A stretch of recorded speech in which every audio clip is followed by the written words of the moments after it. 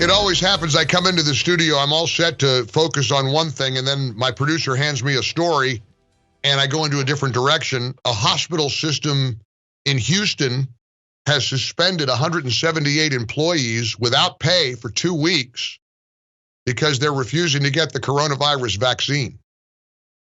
Houston Methodist CEO Mark Boom wrote in an internal message obtained by the Washington Post that nearly 25,000 of the healthcare system's employees were fully vaccinated by Monday's deadline, but some chose not to comply.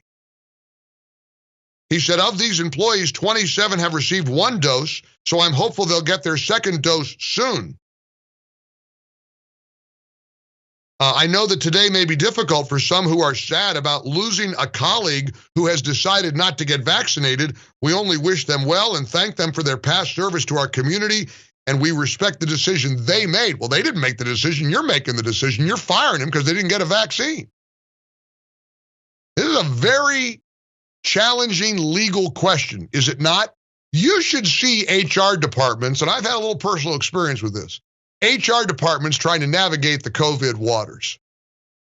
This is uncharted waters. We are in such a weird time. I was in an indoor baseball stadium last night. Thousands of people. Wasn't anybody with a mask on. Me included.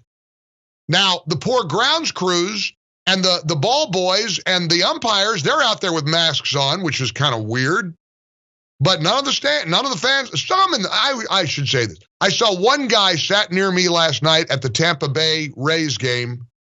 One of them had a mask on, and then he took it off when he got to his seat. So I guess maybe he felt better walking to it. Remember, the stadium, Tropicana Field here in Tampa Bay, is an enclosed, domed baseball stadium.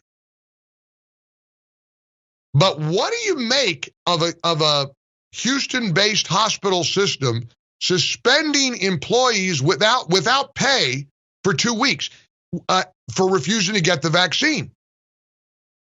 You realize a lot of people in the healthcare industry aren't getting the vaccine. Polls have come out and surveys have shown that a real high percentage of nurses, of EMTs, of physician's assistants, I don't know about the doctors, but as I've said over and over again, these are the people on the front lines. So on the one hand, you'd think they know what they're doing. On the other hand, does a hospital have an expectation, a reasonable expectation, that you better get vaccinated or you can't work here?